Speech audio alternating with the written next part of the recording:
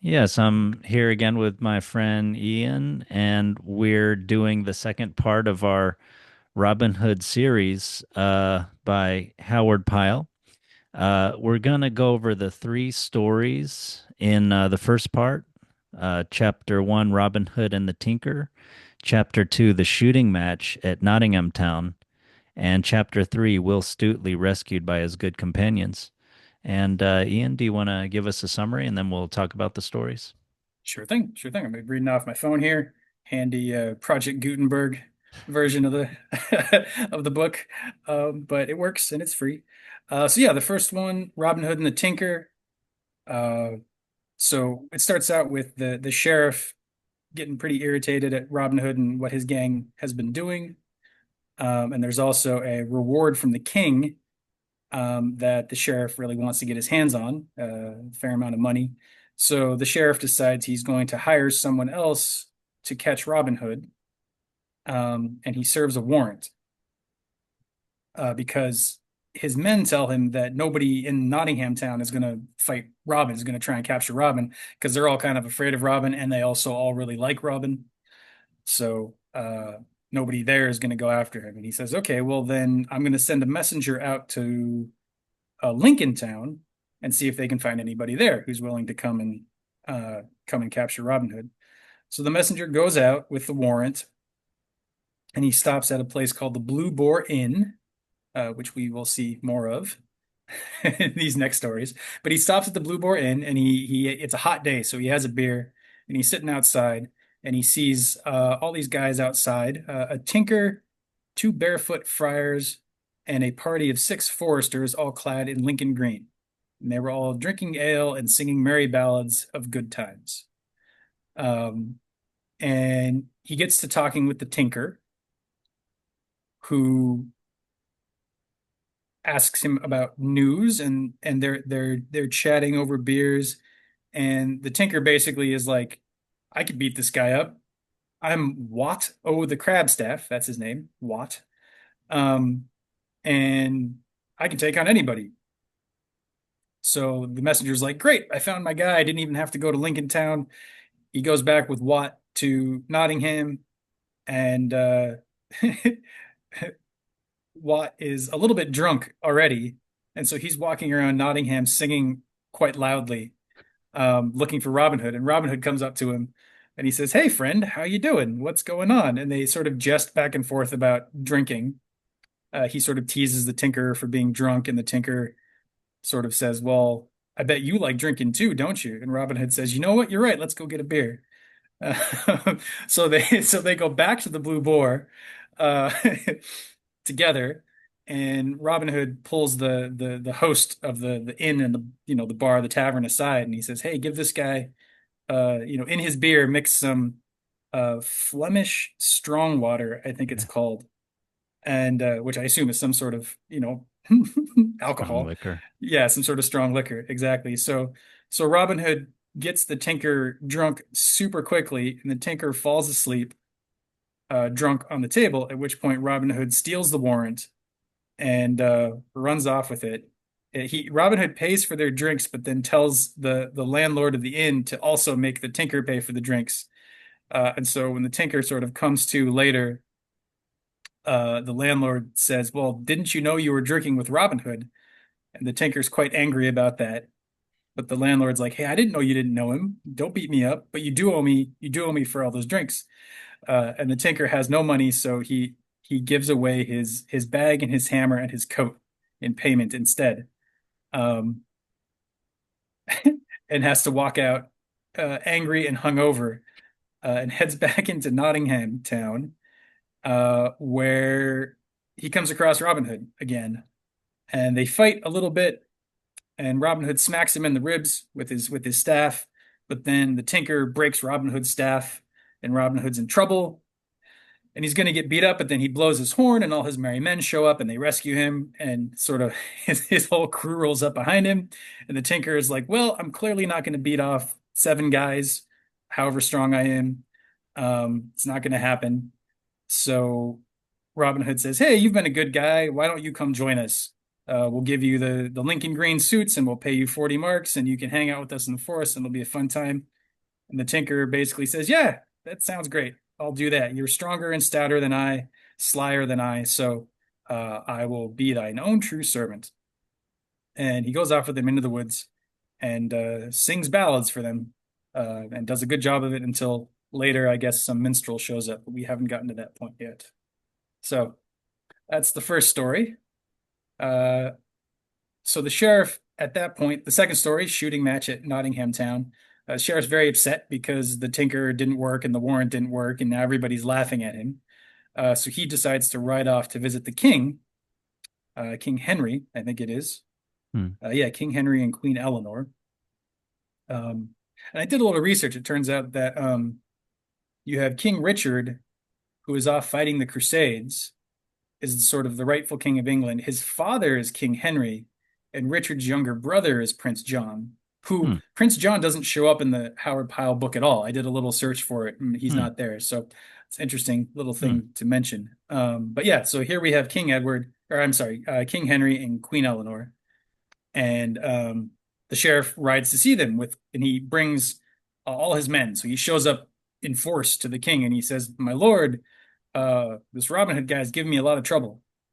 And the king says, "Yeah, I've heard of this Robin Hood guy. He sounds his doings have reached even our own royal ears. He is a saucy, rebellious varlet, yet I right mighty soul withal." So even the king's kind of a fan of Robin Hood. But the king's like, but he's breaking the law, and that's not good, and we don't want that. But sheriff, you're my you're the one to enforce my laws in Nottingham. You have all these men that you've arrayed around you to show up here. Why can't you take on this one guy in the woods? This is your job. You should do it. If you don't do your job, um, let's see. Thou art not able to enforce them. Thou art no sheriff for me. So look well to thyself, I say, or ill may befall thee as well as all the thieving knaves in Nottingham. So he basically threatens the sheriff he's going to lose his job if he doesn't do his job. And the sheriff turns away and feels bad. And he's like, geez, I shouldn't have brought all these guys with me. I look real dumb. What am I going to do? Um, and then on the way back, the sheriff's like plotting and scheming, compares him to like a loan shark counting coins and making sure they're all full coins. And he's being very, very picky. And he decides to, comes up with the idea to have a shooting match in Nottingham where the winner gets a golden arrow, um, and fame and renown. And he thinks surely this will lure Robin Hood in because Robin Hood's very good with the bow and arrow, and he's not going to pass an opportunity to sort of show off. So they set all that up, um, and Robin Hood hears about it and says, "Oh, guys, we should go down to Nottingham and we should try and win this arrow. This sounds like a good joke to play on the sheriff." And his friend, one of the merry men, David of Doncaster, says that he has heard from the innkeeper at the Blue Boar, again, same guy. He's heard that this is all a trap for Robin Hood. So Robin Hood's already been, informed of the situation. But Robin Hood says, "No, we're going to go anyway. We're not going to let that guy get the best of us." And so he's trying to trick us. We have to trick him even harder. So they go. He sort of implies that multiple of him and his merry men are going to go, and they all sort of that's the end of Hmm. that scene. They go good and they go off together. The next scene is Nottingham Town on the day of the match. There's a lovely description of the whole layout of the town and how they have it set up, the people that are there, uh, several famed archers in the area, William of Leslie, um, one of them, Gilbert of the Red Cap, Adam of the Dell. There's a whole list of possibly previously famous Hmm. British archers. I've not heard of anything of them, but that's implied in the story. Anyway, there are two yeomen from Yorkshire. There's a tall stranger in blue from London town. And last was a tattered stranger in scarlet with a patch over one eye. And a little bit later, we find out he has a brown beard. And so it can't be Robin Hood because Robin Hood is blonde. Robin Hood has a blonde beard. And so it can't be Robin Hood because his hair is different and he's got the eye patch, and everybody knows Robin Hood doesn't have an eye patch. So they have the contest. Everybody shoots really well. But surprise, surprise, the guy with the eye patch and the brown beard does the best. This guy wearing scarlet, and he wins the prize. And the sheriff goes up to him and says, "Good job. What's your name?" And he says, "My name is Jacques O'Tievotdale, and that's where I come from." And the sheriff says, "Well, you are the best archer in the land. Thank you. Will you join my service? Uh, you draw a better bow than even that same coward Robin Hood, who dared not show his face today." So he's sort of baiting Robin Hood. Whether the sheriff suspects this tattered stranger is Robin Hood or not, he's still sort of Mm. demeaning Robin Hood to his face. Mm. But Robin Hood says no, and he says, "No, I won't join you. I'm my own, and no man will be my master." So he Mm. sort of just roughly brushes off the sheriff's offer, and so the sheriff gets mad at that and says, "Be gone before I have you beaten for your insolence." And the sheriff strolls away, and Robin Hood, surprise, surprise, it's Robin Hood in the disguise. The next scene, we see them gathered in the greenwood together, and the tattered stranger throws off his scarlet rags and takes off his eye patch and says, "Oh, everything comes off easily except this walnut stain on my beard." Mm. So we find out it's Robin Hood for sure, and they have a laugh. But then Robin Hood pulls Little John aside and says that he's still kind of upset that the sheriff Mm. called him a coward. And he wants to stick it to the sheriff and tell him, "No, I took your golden arrow, sheriff. I'm the one that has it. You don't get to call me a coward. I was there." So Little John says, "Don't worry about it. Will Stutley and I will send this news to him in a way he does not expect." And so they basically, the sheriff is sitting at the table with his men in his manor house, and they're eating after the big archery contest. And sheriff is sort of talking to himself, and he's like, "I really thought Robin Hood was going to show up. I didn't think he'd be such a coward. But who was that saucy knave who answered me so bravely? I wondered that I did not have him beaten, but there was something about him that spoke of other things than rags and tatters." Mm. So we have a sign there. The sheriff sort of knew what was going on, but Mm. not enough to actually admit it to himself. And just as he's saying that, something comes in through the window and rattles amongst the dishes, and it turns out to be an arrow with a note that basically tells the sheriff that, "Haha, it was Robin Hood you gave the golden arrow to, and too bad for you." And the sheriff is very angry and can't really do anything about it. And that's the end of that story. Third story, we have Will Stutley rescued by his companions. And so the sheriff now has realized that he can't put out a warrant for Robin. He can't trick Robin into getting caught. So he finally decides to do what he should have done all along and be the sheriff and go and arrest the guy that is being a bandit in the woods. As sort of the rightful holder of the law in the realm, that's what he should be doing. So he gets everybody together and he sends them out in groups, and he says, "Go into the greenwood.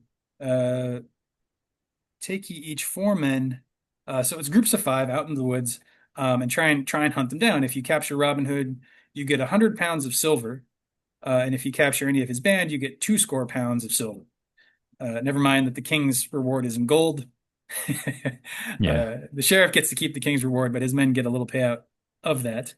Um, so they go off into the woods, but they can't find anybody because, again, they've all been warned by the innkeeper at the Blue Boar. He says, "Hey, watch out. Sheriff and his men are coming." So they hide in the woods. And Robin Hood says, "I don't want to kill anybody. I've killed that one man," which we read about in sort of the prologue in the last episode.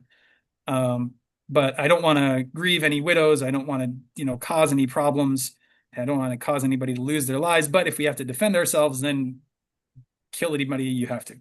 Mm. And the men are like, "Oh, they're going to think we're cowards, but Mm. we're still going to do what he says." So they hide, and the sheriff's men have no luck finding them at all. And at the end of the day, um, Robin Hood is like, "All right, we got to make sure where they're at. Who wants to go spy them out and find out what's going on?" So Will Stutley jumps up and offers to spy on them. And Robin Hood's like, "Great, go for it, Will." Will throws on a friar's gown, but he keeps on his green underneath, and he has a sword kind of hidden underneath his robes as well. And he goes back to the Blue Boar and tries to get information from the innkeeper there. But the Blue Boar is full of the sheriff's men who are drinking and singing and being loud. And so Will Stutley kind of goes and sits in the corner in the friar's robe and sits quietly, just sort of like he's praying or meditating. But the landlord doesn't recognize him, the innkeeper, and so doesn't come up to him to talk to him. And so he's just sort of sitting there nervously trying to get the guy's attention, maybe. And a cat comes by and rubs against his knee, which raises his robe just a little bit and sort of shows off the green that he's wearing underneath. And unfortunately, one of the sheriff's men catches this and sort of deduces, oh, this guy is up to no good. That's probably one of Robin Hood's guys. He's not a priest because he's wearing green. And if he was honestly, one of the foresters that are supposed to be wearing green, he wouldn't be hiding under a priest garb. So this has got to be one of Robin Hood's guys. And so they confront him, and Will can't really trick them into thinking he's a friar, and so they attack him. He fights back, but there's too many. He gets overwhelmed, gets knocked on the head, and thrown in prison. And the I think it's the daughter of the innkeeper runs out to Robin Hood and tells him what's happened to Will, and she's crying and she's upset, and he's going to get hanged tomorrow. So they have to go rescue him. So Robin Hood summons all the merry band, and they go down. They plan to go down to Nottingham and rescue his friend, Will Stuteley, from the sheriff's clutches. Um, and so they sort of hide in the forest and in and around Nottingham until the sun is high in the sky, and the sheriff begins. Oh, no, I'm sorry, I skipped a part here. So then David of Doncaster goes into Nottingham to find out what's happening, and he meets a pilgrim, a palmer, I think it's called. Yeah, the palmer, which I'm not sure what that means, but they got a picture of him. He's dressed, he's got a little cross hanging by his side. He's got a bag and a staff. So looks like somebody that just sort of wanders around and says prayers for people, perhaps.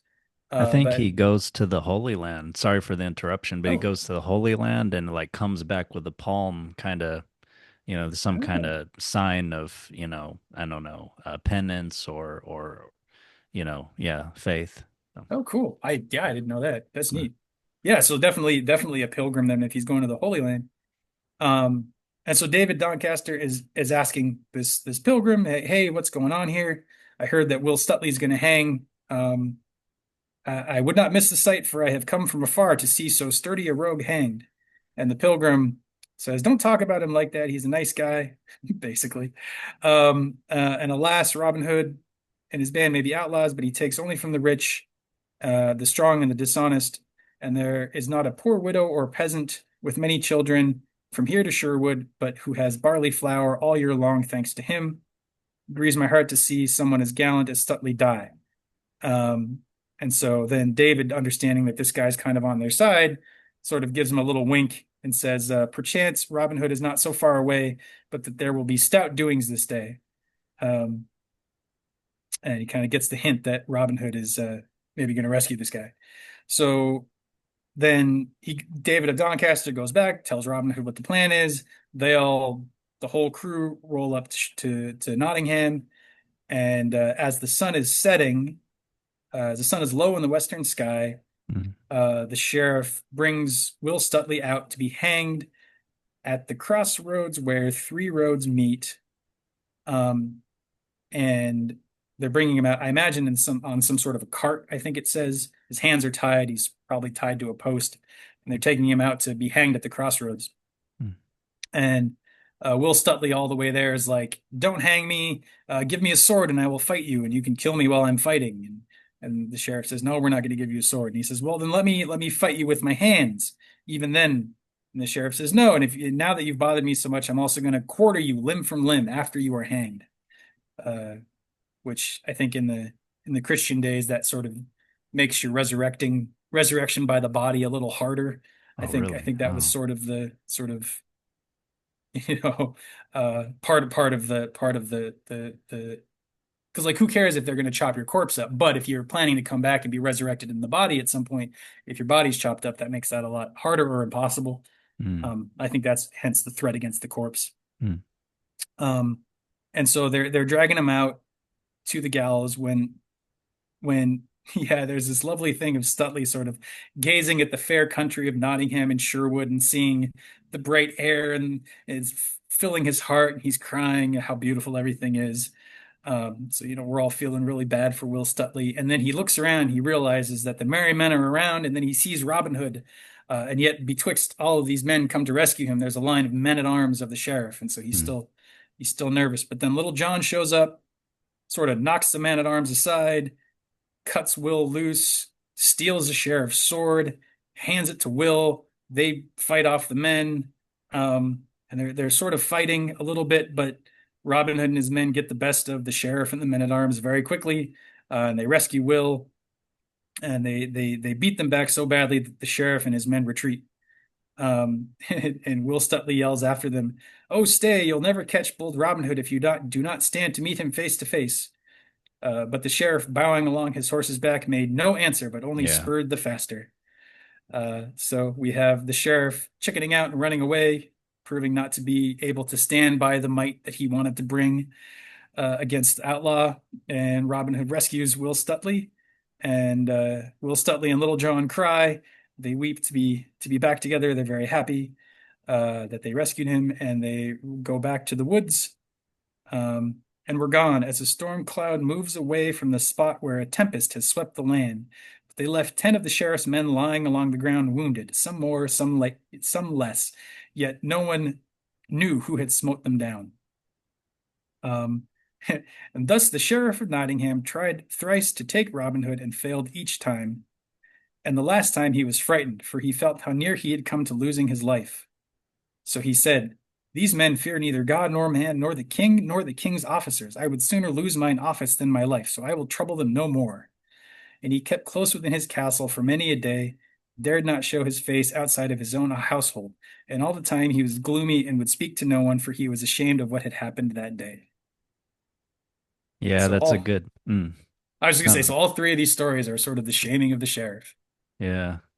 Yeah, that last passage was a good punctuation on just him, puffing his chest, wanting to get the glory, the revenge for his kinsmen, the forester that Robin Hood had killed in his origin story, reason why he went out to the woods, going to the king with all his newly sort of armored troop of men, and now, yeah, he slunk back to his house wordlessly, staying in it several days, ashamed to show his face, just utterly despondent.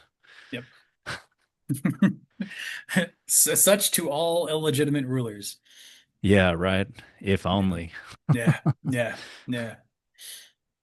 Yeah, well, So did you? mm. Yeah, sure thing, man. Sure thing. I Yeah, was that gonna was say, a did great summary.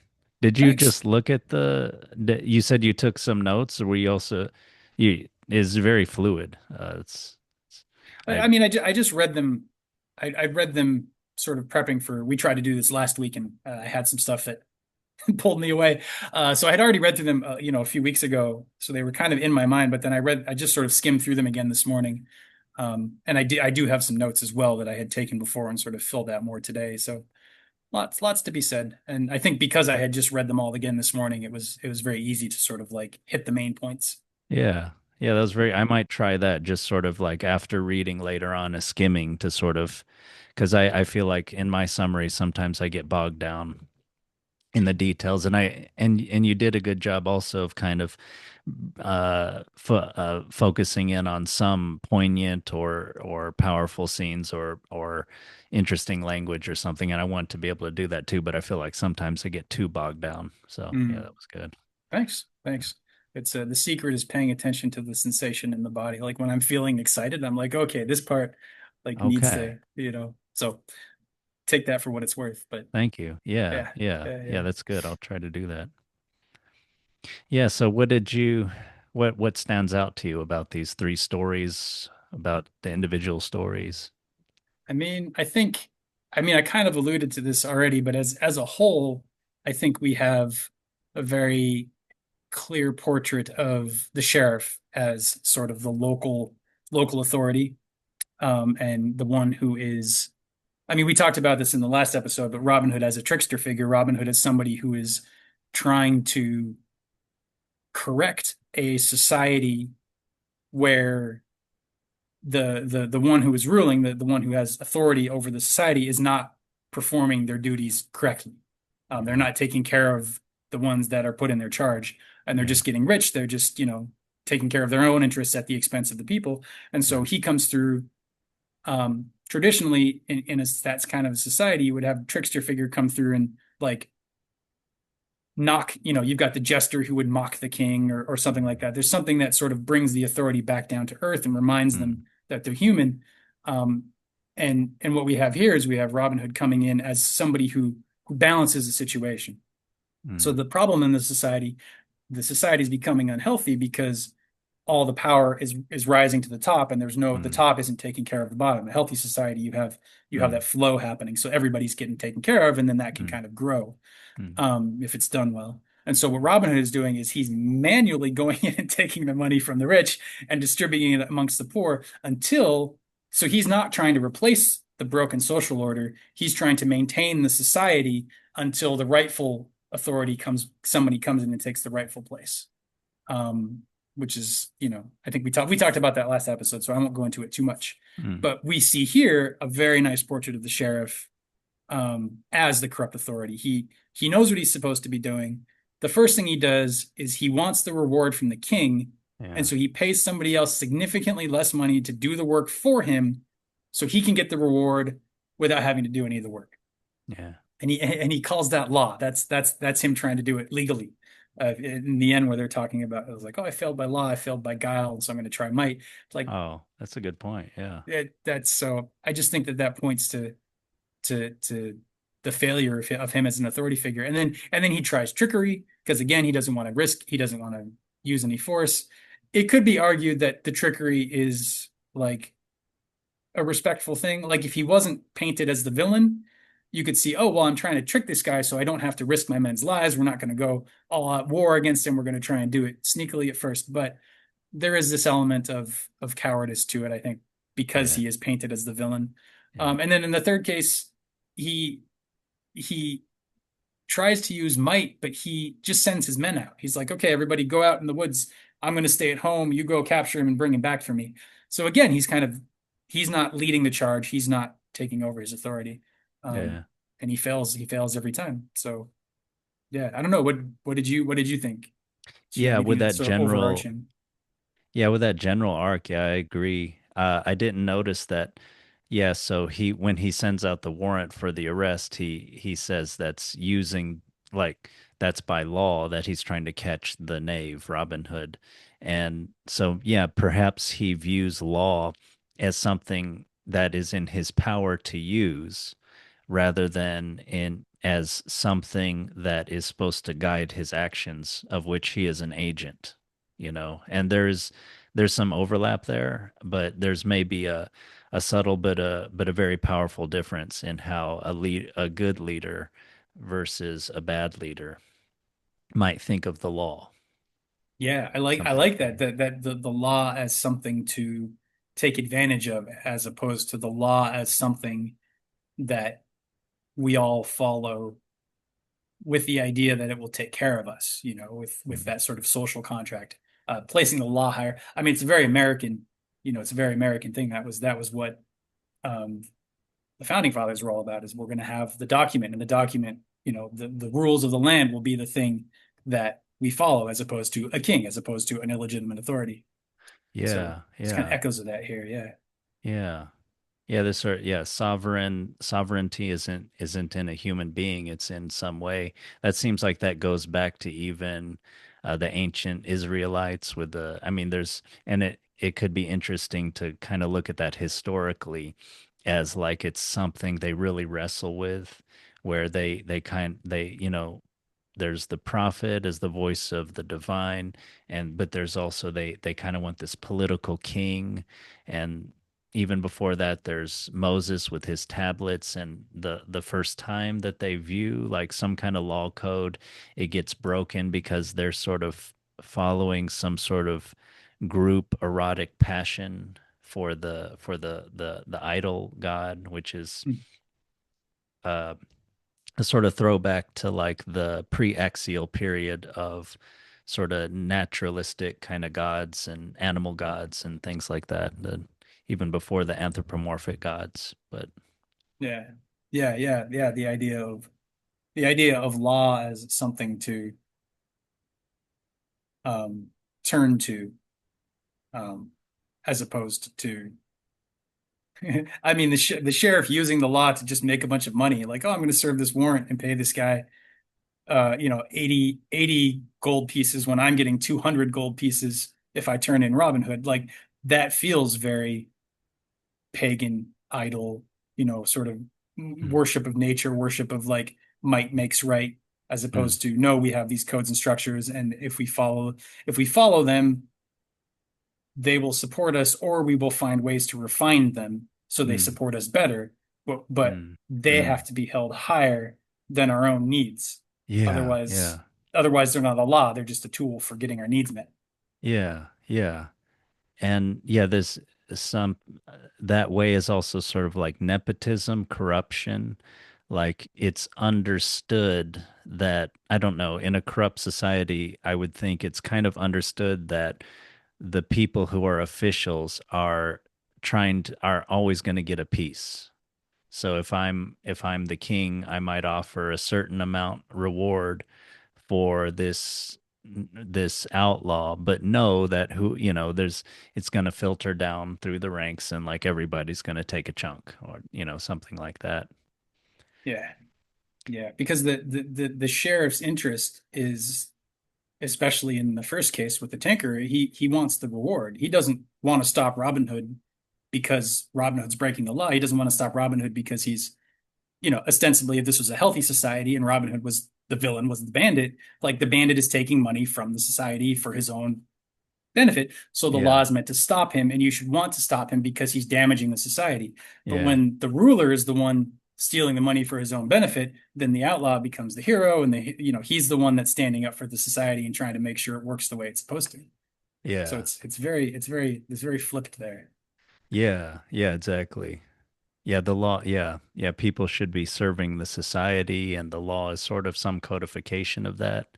And the law and justice and the law do have some resemblance to sort of more, you could say, like primitive law. I think one aspect of primitive societies and sort of primitive law is the reciprocal nature. So eye for an eye, or like Mhm. Hammurabi's code. It's uh, you're negligent in some way and it kills your neighbor's son. The law says your son will now be killed. It makes sense. I actually That's I heard, so I don't know the historical legitimacy of this. oh, okay, yeah. But I heard tell that what the and I don't want to push back on you, but it's such a No, fun no, story. no, It's such a please, fun way to yeah, look at it. I've yeah. heard tell that the Hammurabi's code would be better translated as no more than an eye for an eye. Okay, okay. And So it's so restraining maybe the. Mm, which raises it to like a pretty high level of intelligence of like mm-hmm, the law is, if your negligence killed his son, the worst thing you can do is kill his son. You can't burn down his house, you can't kill his wife. Like mm, you have to rein in your passions and be mm, logical enough to compare the damage that was done to you versus the damage you want to do to the other. Like mm. that's a step up from I'm angry, I'm just going to attack, Yeah, you know? yeah, Yeah. exactly. So Yeah. Mm. I don't know. I don't know. I don't know if that's true, but I love the idea of the of humans in history being a lot smarter than we give them credit for. Yeah, you're right. I mean, and we often do this in history. We paint a cartoonish version and then yeah, try to yeah, that does seem smarter in that, I mean, given the constraints of the time of the ruling passions and whatever tradition and culture that code might have had to contend with knowingly, they couldn't necessarily make. Yeah, so that does bring some rationality, some reflection, some room for debate, some and some, yeah, like you're saying, restraint of the passions. Maybe, yeah, Mhm. and that I, that is what in general law and leadership should be doing. It should be kind of restraining, bringing the temperature down, bringing some rationality into people's natural tendency to go with their passions and self-interest. Oh, hmm Yeah. Yeah, because it creates a healthier society. And then therefore, if you look at Hammurabi's code the way I'm suggesting we might be able to look at it, you see that as like, oh, the law is a higher thing that we can turn to and organize our lives around yeah, for a better outcome in the future yeah, because it stops bloodshed, it stops feuds, it stops, uh, warfare mounting higher and higher and higher and higher. yeah. Um, Clearly, it didn't work that well. I mean, we're still dealing with that these days, but maybe we could do with a little bit of that ourselves, you know. Yeah, but the idea of law as something that is provided by a higher power of some sort, or stands on a level above our everyday life, is I think something we've kind of lost these days. That now it becomes very much a question of like legalistically getting the words right and trying to find ways to cover, like trying to break the law if you can. And that's not of course you can break the law. It's written out of words. You're never going to write a law that's unbreakable. The point of the law is not to be unbroken. The point of the law is that this is a social contract that we all agree is important, and this is how we sustain ourselves as a community through time, for the flourishing and betterment of all. That's what the law should be. But, Yeah. you know, Yeah, that's a good point. I mean, yeah, you cannot, it's literally impossible, supposedly, and I think it is, to delineate every single instance. I've heard that's one flaw of the modern Indian Constitution, as opposed mm, to the American Constitution, that's sort of more general, flexible, adaptable, can be changed to some degree. Uh, but yeah, I mean, the idea, yeah, not everything can be delineated by the letter of the law, but you can never dispense with the spirit of the law being in, what can you say, in the hearts of almost everybody in society. Definitely, you want them to be in the rulers and, yeah, to restrain them too. yeah, yeah, and just being honest about the fact that we're humans and we're going to make mistakes, and there are ways that we would want others to pay for mistakes against ourselves, and so we should pay for our mistakes against others, and uh, it it it creates a healthier sense of community if the laws are in the hearts as opposed to uh, solely in the books to be analyzed and probed and broken.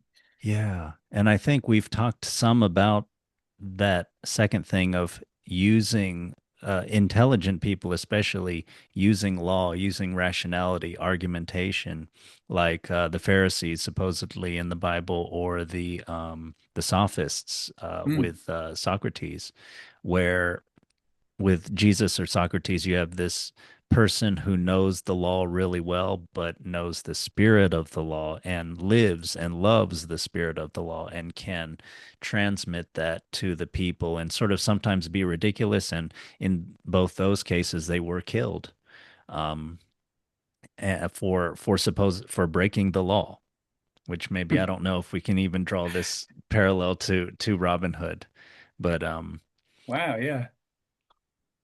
but I was sort of thinking, yeah, the you always have to have the spirit of the law, and don't you think it's such corruption of society when a lot of the highest IQ members who have had leisure and education of like the laws, rhetoric, whatever you want to say, the Bible, are sort of like using that, I would say cynically, to sort of better the position of themselves or their group as opposed to like the whole society? Yeah, I definitely think that's the sign of a sick society. Um, and you know, the the ideal result is some sort of a collapse that reminds people of what's important. Ideally a smaller collapse, ideally some sort of, oh yes, no, we do care about this stuff, and it's the spirit of the law is important. Like we have to maintain that, for the sake of sort of having that cultural through line that keeps us all alive and well. But when things get comfortable for long enough, people forget Mm. that it's not guaranteed that things are going to be this comfortable. And they're like, oh, it's always going to be this way. And I don't have to do anything to feed the system that is supporting me. I can just Yeah. keep taking from it. And I Yeah. mean, you see that pattern everywhere from, you're talking like politicians and lawyers or whatever, to, sort of Western civilization and what we're doing to the planet ecologically. Mm. And that, isn't just the West, but it's sort of the global society now. Just take, Mm. take, take for whatever I need, whatever I want, and not do anything to realize that the system I am taking from also needs to be supported. So Yeah. you have CEOs making a bunch of money while their workers are on welfare.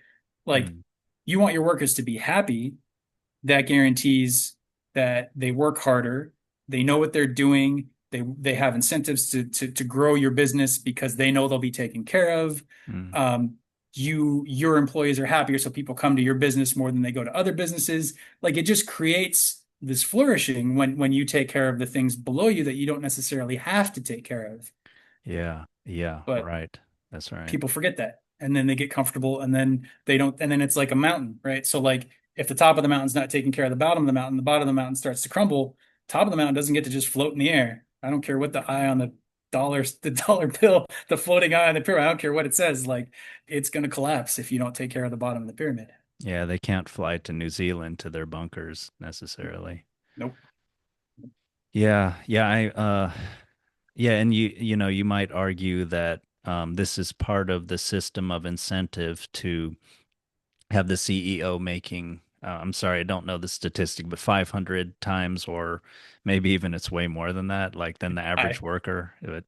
But then I thought, there's some statistic, and again, I'm a little vague on this, but Japan during the 1980s, I think it was for quite a long time, their CEO made something like four times the amount. Let's say it's 10 times the amount of the regular worker. And of course they get perks too, a driver and whatever.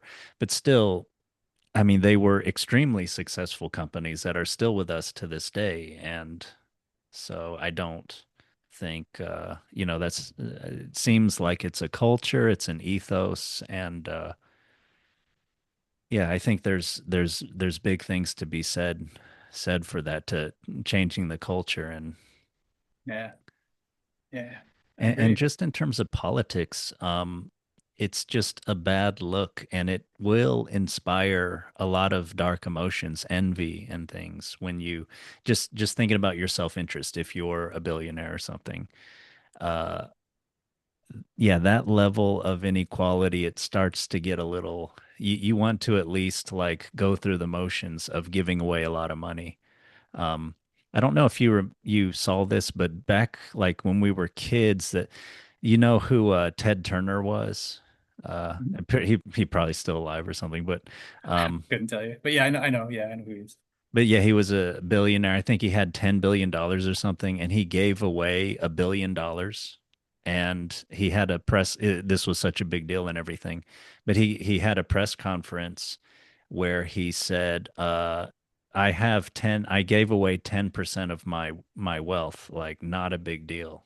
And I really like that. I mean, I know he married Jaden Fonda, and he's kind of, maybe he thrives on kind of iconoclasm,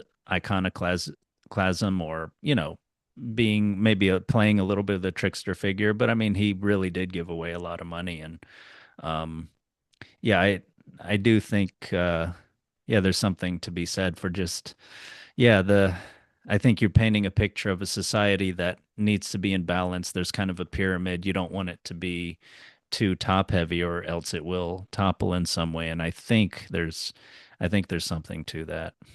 Yeah, yeah. Thank you. I don't know. Let's go back to let's go back Yeah. to our tinkerer. Yeah. I'm sure we'll spiral out to interesting directions again. Yeah. But one thing, although I'll take it a different direction this time.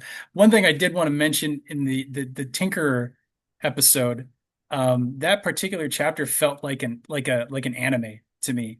It's just like Well, like yeah, there's he this has the big bag. dude. Yeah. He's got the sword, and he's just Yeah. like, oh, I'm gonna win. And then the hero comes, he's like, oh, and they fight, and then like the end, they're friends, and he joins the group, and it just feels like a That's funny. standalone anime episode. And then I'm thinking like in everything I've ever heard about Robin Hood, Watt of the Crab Staff, I've never heard of this guy. So he's sort of this like one-off like filler episode where like we get to see Robin Hood be a hero, and then I'm curious to see if he comes up in the Howard Pyle book ever again. Like Mm. Little John has shown up a bunch of times, so he's obviously a Hmm. main character. But this guy gets a whole chapter, and then all we hear is that he sings songs for them, but he gets replaced later by this famous minstrel. So like he doesn't even get to be the singer guy. I don't Yeah. know.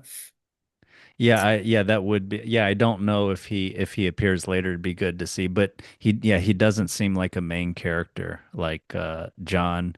But are there any other main characters in Robin Hood's band? But maybe we can only, there's a certain limited kind of number of characters that the human mind probably can kind of keep track of, right? There's like all these other people that you vaguely know, and then there's people that are sort of like real characters in your mind, kind of like real people, where you're seeing different aspects in different times. I know later in the story, it'd be interesting to get to this. Little John joins the Sheriff of Nottingham's band.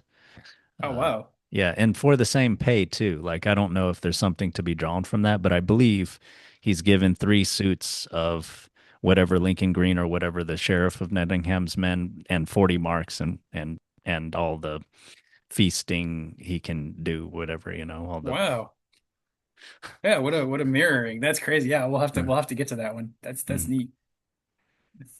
But Sounds yeah, like this fun. this was yeah, the Tinker is, I can see the anime character comparison because he is, like, it describes how he has his bag and his hammer, his crab staff that's very thick, thicker than a man's arm or something like that. And yeah, he's very boastful. He's already getting drunk when and he's bragging about carrying around the warrant with the seal in his bag, and yeah, he's kind of a fun, foolish character. Yeah. Yeah, I'm thinking now like it would have been fun if in the third scene, the third story where we have Will Stutley getting captured by the sheriff, it'd be really funny if it was the Crabstaff guy that was like, "Oh, let me do it. I know the sheriff. I can go trick him." And he goes and he gets captured and like that would be, but they might recognize him. I don't know. But I like that mirroring of like of him sort of being won over by Robin Hood and then being captured by the sheriff and rescued by Robin Hood again. It sort of gives his character, it would give his character like an interesting flavor, but Hmm. I did not write it, so Yeah.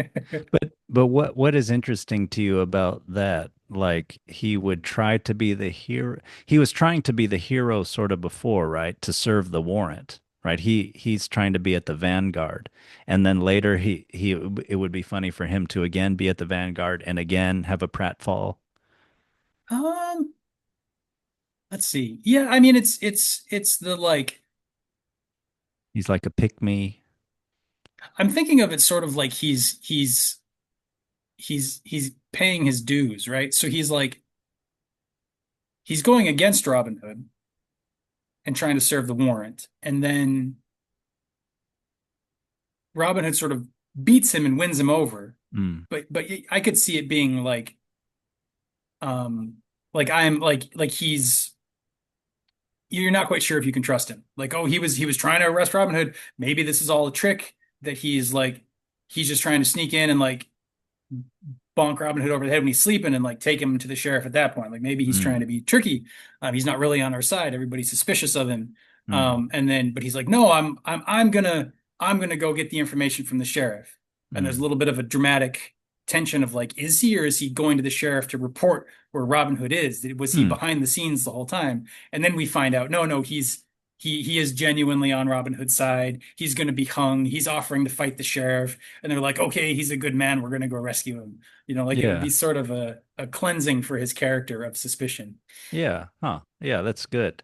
You could even, depending on how much detail you wanted the story to go into, you could have him, let's say when he tries to to rescue Will Stutley, he may be captured. He may have like a night of reckoning where the 5% of him that still doesn't like Robin Hood or something, or still isn't completely with them, he goes through some kind of reckoning. He could have some kind of interaction with someone else in the jail about that, or something like that. He sees something of how corrupt the sheriff is, or something that kind of changes him, and Yeah. That's a good idea. Yeah, yeah, yeah. See, we can do a better job with this. Sorry, Howard Pyle. It'd be funny if we, yeah, we maybe we could ever, I don't know, that might be fun. I never would see myself writing these kinds of things before, but yeah, it's kind of interesting. And Yeah, maybe even in animation. yeah, yeah. I wanted to point out like there is a parallel between him and Little John, Hmm. where in Howard Pyle's book, he's the second character, I think, to join Robin Hood's band after fighting Robin Hood and sort of beating Robin Hood, but not completely beating Robin Hood, where Robin Hood can't fight anymore because his quarterstaff is broken. What do you think of that? I had not noticed that. That is interesting. Yeah, it is. It is very, very similar. He's a bigger man than Robin Hood. He's better with the staff, or at least is, he breaks Robin Hood's staff. Little John knocked Robin Hood off the bridge, so they're both kind of higher up. And yeah, I don't know. I hadn't really even noticed the. I think because we read them, in separate sections, I hadn't even made the comparison. But Mm, yeah, it is pretty clear. It's almost like a it's a big parallel, right? yeah, it's like the same process happening twice in a row. Yeah. Um, and what do we see? We see Little John in the first one is just somebody walking through the woods. And they get in a fight over like who's going to cross the bridge. So it's just kind of a like, Although it's no, a Brit. I'm the guy. No, I'm the Yeah. guy. And Yeah. it's, It is over whereas water though. There's a border area there. Although both Little John and the Tinker are from another town, and they oh both yeah, have yeah, bragged about identified themselves as like I'm this where I come from, I'm this guy. Although that's kind of normally I think what guys would do, but yeah, especially in these kind of like hero stories. yeah, yeah, Um, cowboy type but stuff. yeah, yeah, yeah, yeah, yeah, yeah. Yeah, yeah. I don't know if I have anything else to say about that because I hadn't really thought of it before, but it is interesting, and you have him sort of. I love the trickery with Watt, like the like, oh, come and get a drink with me, like so, Yeah. There's a I lot of good mean, dialogue there. yeah, yeah, yeah, yeah, yeah. Um, but yeah, I don't know if I have anything else. I could check my notes. Mm. Anything else to say on that particular episode? Um, just that the Tinkerer seems he seems very like they say that um I'm going to be rough with the numbers here, but something like 70% of the people in a society just kind of go whichever way the wind is blowing, Hmm. and roughly 15% are trying to move in a good direction, and another 15% are just being selfish, roughly like that. Hmm. And you see this guy Watt as like he really doesn't care. He's there, Yeah. he's drinking with his friends, he's having a good time, he's singing songs. He's like, "Oh, you're gonna pay me a bunch of money to beat somebody up? I'm good at beating people up. Like, look at me, look what I can do. Yeah, Yeah. I'll find this guy. He can't be that big of a deal." Yeah. And then when he's beaten, he's like, "Oh, well, okay, I guess I'm with you guys now." And he just sort of sways with wherever the sort of power source is in the moment.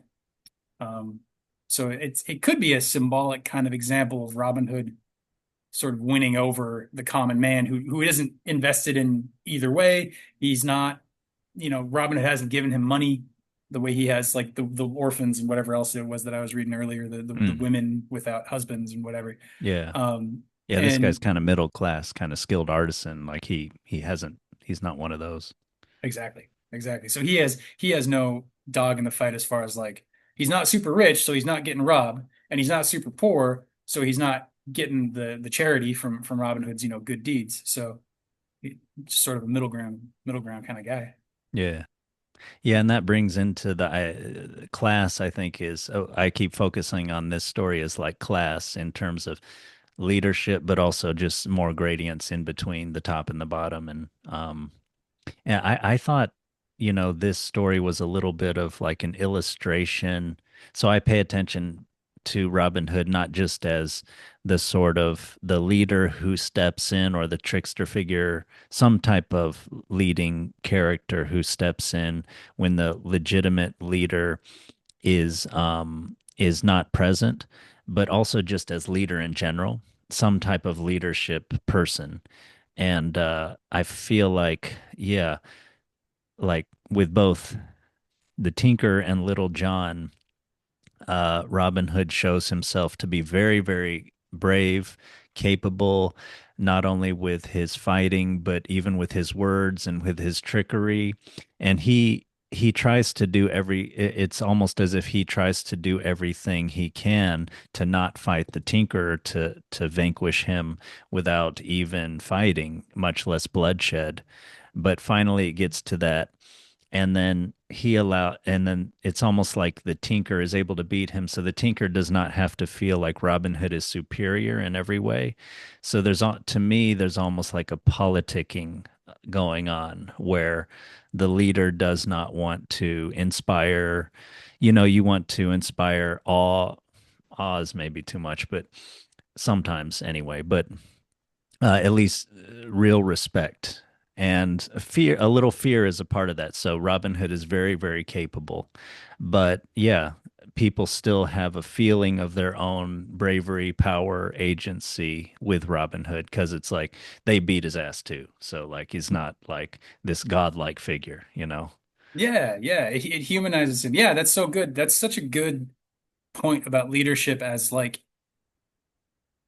not being, not having there be no fear of him being like, yes, I am competent, I am strong, I'm capable of, I'm smart, I'm capable of being a leader, but I am not twice better than you. I can't beat you at everything. You have your own authority, you have your own power, you have your own like energy that you can bring that I need, that I Yeah, need. And it, yeah, it creates a like a positive echo chamber of people supporting each other as opposed to just like either cowering them through fear, yeah, yeah, buying them just with money, yeah, or being kind of godlike yeah, and then they lose their initiative, you know.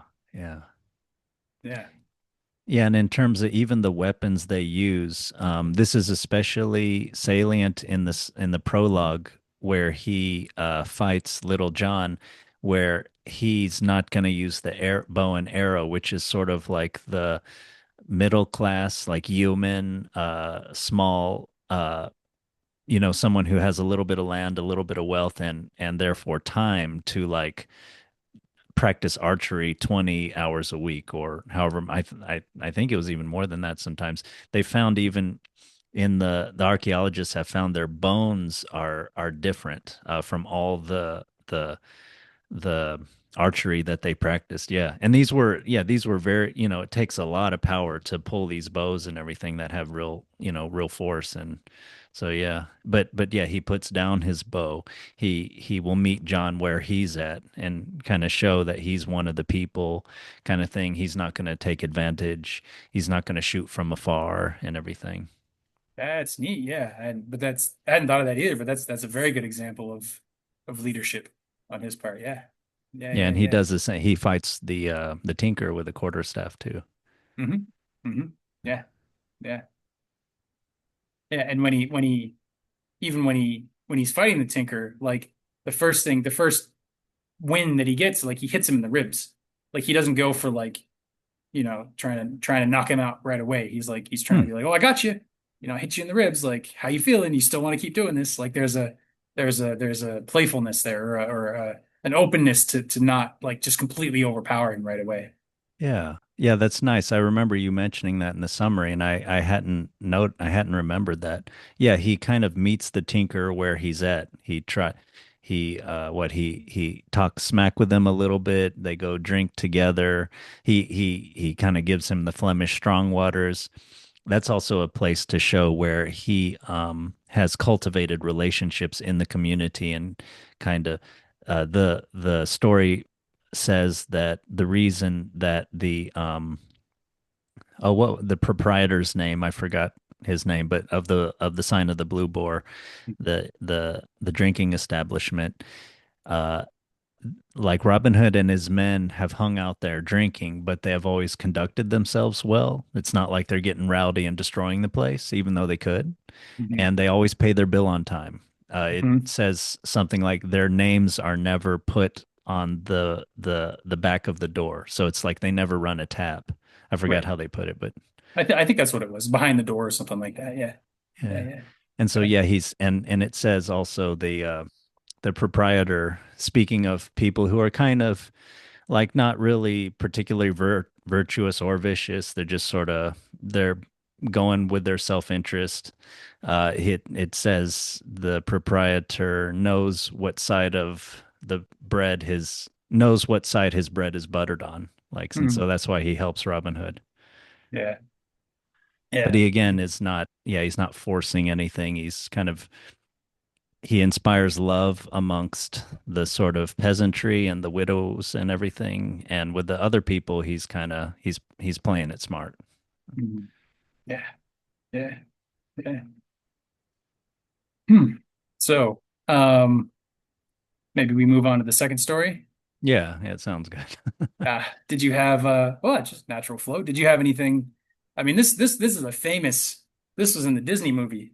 You know, the Really? Robin Hood dresses up and goes to the archery contest. Like this Oh, is, I think he's dressed up like a stork in the Disney movie, if I remember correctly. But it's definitely one of the core Robin Hood, you know, episodes.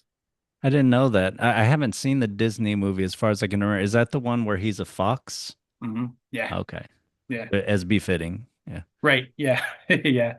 It's good. It holds up. I think it holds up. It's got some great songs. Granted, I watched it when I was a kid, so I have all the nostalgia, built in there, but I still like it. I gotta check that out. Yeah, I like that. I feel you mentioned that this is a ruse, and in a way that would be a legitimate tactic by a ruler to catch a villain, and I completely agree. But then yeah, we and you said it kind of since he's painted as the villain, you could sort of have the shadow of that hanging over this. Um, yeah. I mean, we could look at it as still, yeah, the sheriff is, as you mentioned at the end of the story, he sort of can maybe subconsciously suspect Robin Hood. He kind of questions the winner of the shooting match, who has the patch over his eyes, in Robin Hood disguise, and is sort of questioning him and sort of doesn't like his response to his inquiry and tells him, "Be off with you," essentially. And then later, yeah, he's sort of wondering to himself, like, who was that guy? Something. Yeah. Yeah. It shows a little bit of, I think, like it shows like if you compare the two, like Robin Hood seems very aware of the sheriff and what's going on and everything, and the sheriff seems sort of half aware. Like you tell, oh, he picked up something strange about the guy, but if suppose if he were a legitimate authority, if he were sort of in his power in the right way, the story would be, oh, he's also able to sense, and maybe they would have like a if we did have sort of an authority figure against Robin Hood, and they were both sort of good guys, decent human beings, but on the wrong side, on the wrong side of the law, then you'd Mm. have this sort of like weighing and balancing of each other. Like, oh, I know you're Yeah. Robin Hood, but I can't call you out for whatever reason, and there'd be this like kind of tension in the story there. But we don't see that, and it again shows the sheriff as sort of the weaker man, just lacking in personal ability, despite his position of authority. Yeah, that's a really good point. Yeah, I'm thinking of seeing and being seen. It seems like the sheriff in this scene and in this story and others is all about the look that he thinks he's giving off to everyone else. When his armorers spend days like making and perfecting the armor of his men before he goes out to London town to meet with King Henry. Henry, yeah. Uh, and in this story, as you mentioned, it gives a summary of how he and his was it maiden or lass or his wife? I forgot how Yeah, they I refer to forget. it. But they have their whole retinue, right? And they're all gussied up and beautiful. And of course, Robin Hood looks like kind of a beggar type figure. And yeah, he's all like about the look of how he looks, and he's not looking. He doesn't understand Robin Hood or the suffering of the people. Hasn't been mentioned, I think, in his mouth at all. He hasn't even just mentioned it to like dismiss it or something. Maybe he doesn't even know. He's looking at the letter like, oh, someone's stealing from the rich, the Normans and the rich friars and stuff. And that's all that matters to him or something. But yeah, yeah, Robin Hood sees, he knows what's happening, and the sheriff only thinks about what is being seen when people are looking at him. What, and of course, probably they're secretly tittering at him, because he's this foolish character. Yeah, that's really good too. Just the focus on appearance, and you see Robin Hood, because if I remember correctly, even in this book, Robin Hood is he starts off as like he's at least a yeoman, if not like a noble. And Mm, traditionally, Robin of Locksley, like mm, he sort of loses his noble status in some of the other versions of it, at least. But mm. you do see him sort of voluntarily going down Right. to, Yeah. to be the bandit in the woods, to be living in the woods, to be, robbing from the rich, to sort of escape from society and live on the fringes, which again is Yeah. very, sort of consciously taking on that trickster role, Yeah.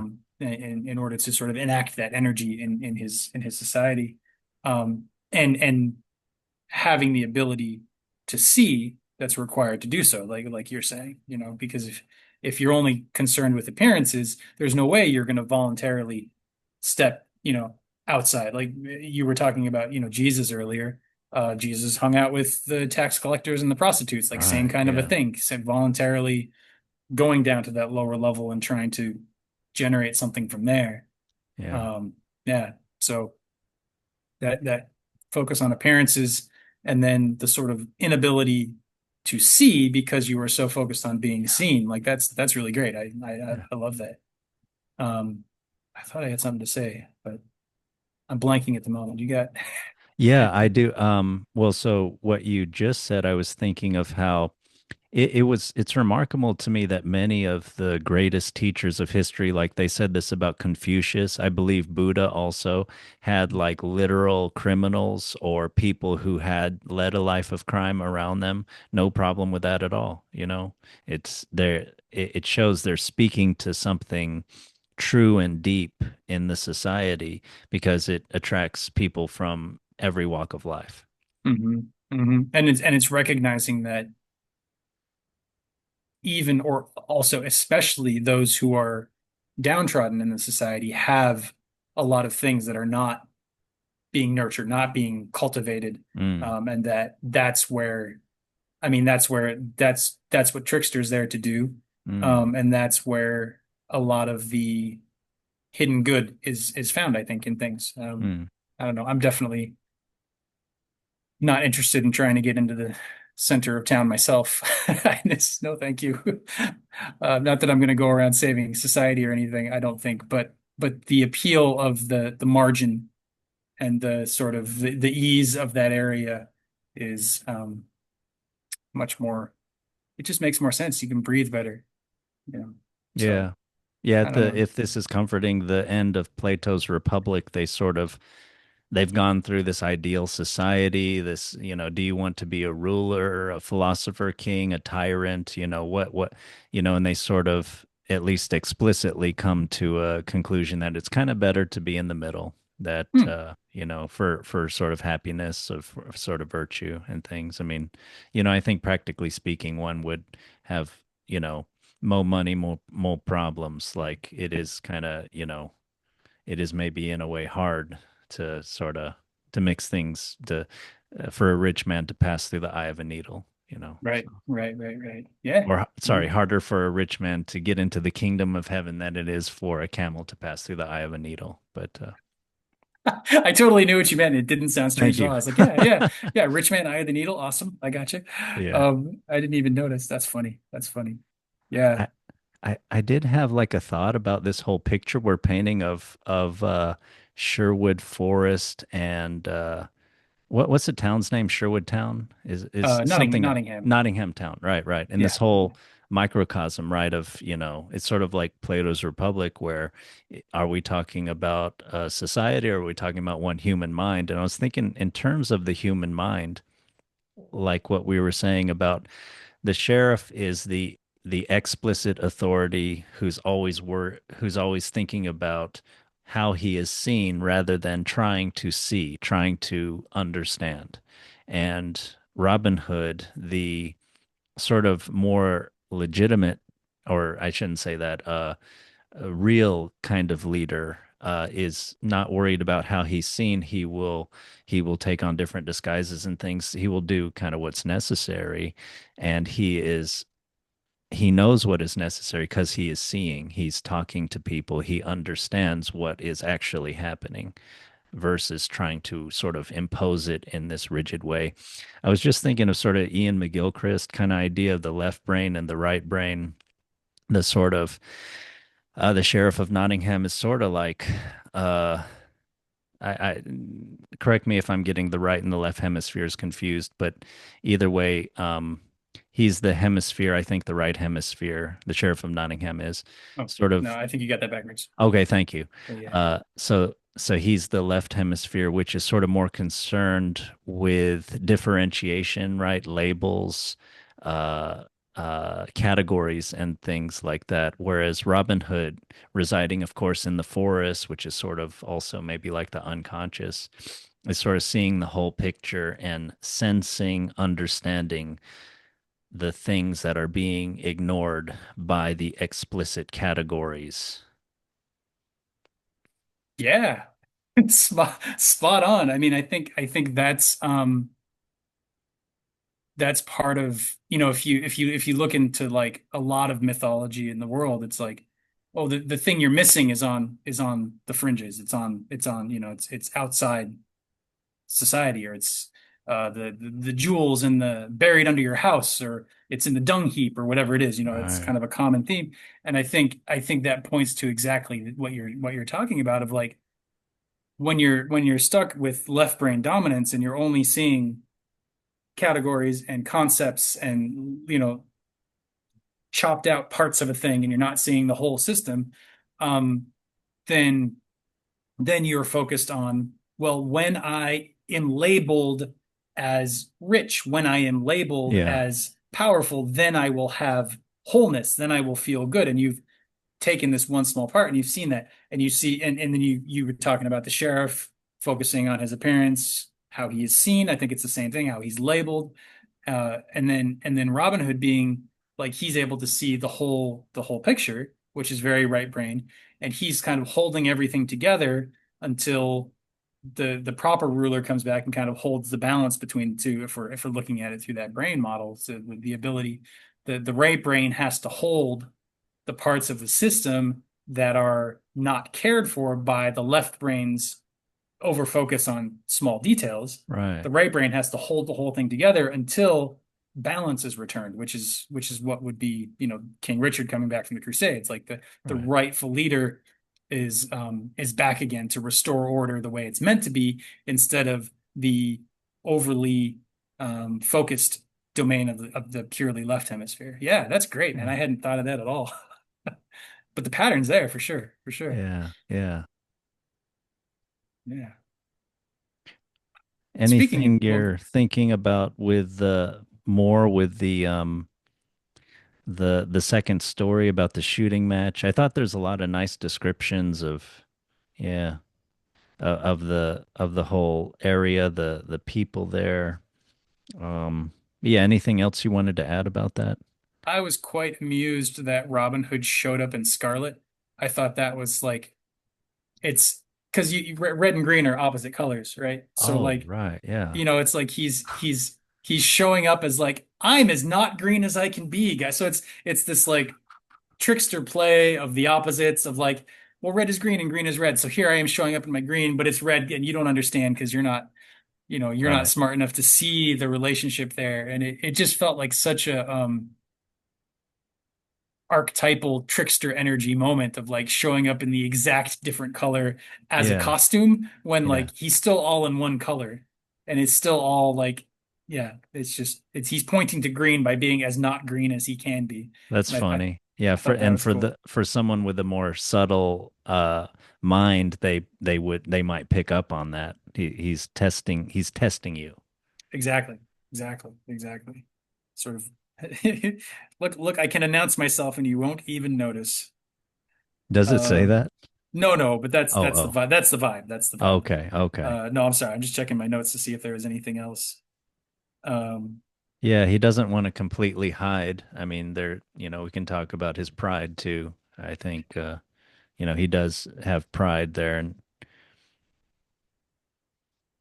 yeah, in fact, that was kind of the end of my notes for that particular chapter. Was he so Robin Hood's there and the sheriff comes up and is like doesn't recognize him as Robin Hood consciously, and he's Mhm. like, oh well, tattered stranger, you have won. Congratulations. You're the best archer in the land, and you're clearly better than that coward Robin Hood, who didn't even bother showing up today. Um, which it doesn't say that the sheriff is doing this on purpose, but if the sheriff did suspect that this guy might be Robin Hood, he could be trying to get a rise out of him. Yeah. Oh, this will piss him off. Yeah. And instead, Robin Hood does something in that moment to make the sheriff angry. And so then the sheriff is overcome by his emotions and Right. loses any kind of suspicion he might have of Robin Hood. So he sort Yeah. of redirects that back by being like, "No, I don't want to work for you. I don't work for any man. Like, Yeah. screw you. Why would I want to work for you, sheriff?" And the sheriff, how dare you not want to work for me? I'm the sheriff, right? So that sort of deflects the sheriff at that point. But then, if you're just following along in the story, like the way the story is written, um, we have the sheriff back at home feasting with his men, and Robin Hood is in the forest, and Robin Hood has this moment of pride of like, I can't let that go. I can't let that go. And Little John's like, don't worry, I'll take care of it for you. So Robin Hood kind of gives into his pride, his sort of inability to just sit with the situation, his need to prove himself. Mhm. And immediately after that, we have the sheriff being like, huh, now that guy in the tattered clothes, there was something about him. So you see the idea in the sheriff's mind start coming back up into consciousness of, oh, maybe that was Robin Hood. Mm. And it's almost like Robin Hood, like if you're if you look at it as like as wizards or like magic or something, like sheriff's trying to wrap these words around Robin Hood to get him to confess, like, oh, Robin Hood's such a coward. You're clearly better than him. And Mm. if you're Robin Hood, you're going to get mad at me, right? And Mm. then Robin Hood like turns the spell around and puts it on the sheriff and has the sheriff behave in the way that Robin Hood wants him to behave. So you're not going to overpower me, my emotions. I'm going to overpower you with your emotions. But Mm. then later, Robin Hood's sort of grip on that position slips, and he's like, "No, now I am getting overpowered by those emotions later."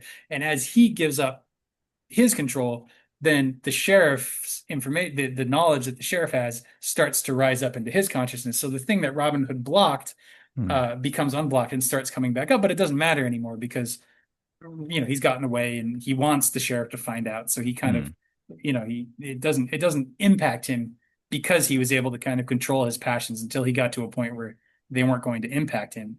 Yeah. But it was really neat. I really liked seeing that sort of like the clarity rising in the sheriff and then being blocked, and then Robin Hood sort of you're giving into his pride, and the sheriff sort of having the information come back. I thought that was a nice little bit of a loop Yeah, relationship. yeah, it's good structure in the narrative. Yeah. And I was I talked about, Robin Hood wanting to sort of like Odysseus when he's escaping the Cyclops, by the way, my name isn't nobody, I'm Odysseus. And then that kind of leads to more pain for Odysseus in Homer's story. And then so I was thinking, was this a misstep on Robin Hood's part? And it might turn out to be one. That would be an interesting sort of story arc of later on. The note is the thing. Like with Pablo Escobar, he had his picture taken, and I think later on that kind of helped lead to his arrest. Sorry, he had his mugshot taken by the police in a moment of pride, and that later helped to like solidify the case against him because He's like Al Capone, like really hard to catch, and they have to catch him on, something else. It's really hard. Um, but with Robin Hood, like I wondered if you thought this was a misstep because as you pointed out, his jousting with the sheriff is emotional, just like how he beat the tinker, right? By getting a rise out of the tinker and everything. And and we might also say knowing the vulnerabilities, like the sheriff is very vain and insecure. And when the sheriff starts to figure it out, maybe when in the end of this story, when he's with his men, maybe the idea would be that he could start to formulate a plan.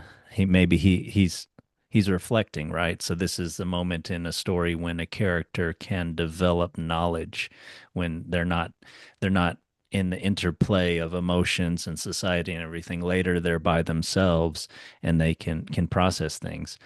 But then that's when Little John and the other merry man send like the arrow through their dining hall, uh, and kind of identifying, yeah, Robin Hood got the better of you. Now heaven bless thy grace this day. And there is sort of like a irreverent kind of religiosity to a lot of these stories, and that's very enjoyable. And now heaven bless thy grace this day. Say all in sweet Sherwood, for thou didst give the prize away to merry Robin Hood. And I don't know, I wonder if you think this too. I wonder if maybe this is like a a good move on Robin Hood's part, where the sheriff is starting to get a little power through his knowledge, and then like you can imagine this arrow coming through into their dining hall and sort of showing their vulnerability and everything. Uh, and maybe he would like pound his fist on the table, that varlet, no good, whatever medieval word, good, colorful medieval words they have. Right, I right. don't know Yeah. what you think of that. Yeah. I don't know. I mean, it's definitely Robin Hood playing his hand. Like he's like, yeah, he's admitting, he's telling Mm, the sheriff how I got the best of you, which is definitely uh it's a thing he could have kept. mm, He could have kept secret.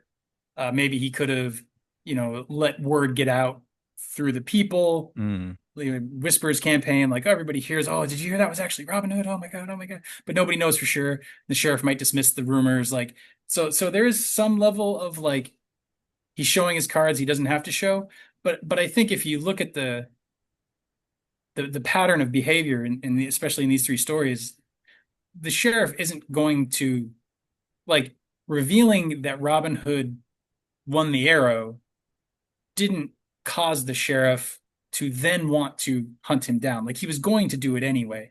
So Yeah, the events were already in motion. So Robin Hood didn't necessarily lose something. Like he didn't start a problem that wasn't already there. yeah, So it's kind of okay, but I do think it in the very least humanizes Robin Hood a little bit, and that mm, he's not perfectly immune to his pride. He does have moments of pride. He does give in to them. yeah. He That's a does very have good this point. weakness, so I do think it was less than an ideal play on his part, but it doesn't seem to have injured his his activity in the story so far. And it does, like I said, it does humanize him. So Mm. yeah. I think that's a very good point. I also thought on a sort of more meta level, I wonder if these stories are like they are stories directed to the audience to sort of give, again, like we keep talking about this portrait of what happens when the legitimate leadership is absent. And this is the kind of thing you can do to an illegitimate leader to shame them. But if you did this kind of thing to a legitimate leader, I would think that they would have to crush you after that or else there would be too much murmurings, too much stirrings, and kind of rebellious nature would kind of could arise among the people. It would depend, I think, because if you have a legitimate ruler who's actually taking care of the people, there wouldn't necessarily be any strong desire for rebellion. They might the ruler might look bad. Oh, they got taken advantage of by this bandit. It might weaken the power a little bit. It would depend on how the authority had legitimate authority. I could see if the sheriff was a good man, he might laugh. Oh, they got the best of me. Oh man, they really got me that time. I didn't see that was him at all. I had no idea. Mm, Just yeah. sort of laugh it off. Mm, But the ability to do that and continue to be a good leader and continue to be a leader would be that the people are on your side anyway because you're a good leader. And so, yeah, the bandit took advantage of you. This is an interesting bandit. His social stock is going to raise because he, tricked the king and pulled off the heist. We all love a good heist movie. We want to cheer for the anti-heroes, mm, but it wouldn't necessarily weaken a legitimate ruler, assuming the legitimate ruler was legitimate, did have authority vested by the people because the people really did want to support him, and he wasn't. If his power wasn't threatened by this, then I think it might be okay. But that is a pretty idealistic character. I'm not sure I would believe him in a story if he was completely unthreatened. It would be very one-dimensional. Like he doesn't feel very human to be yeah. that perfect of a role. Yeah, I agree with that.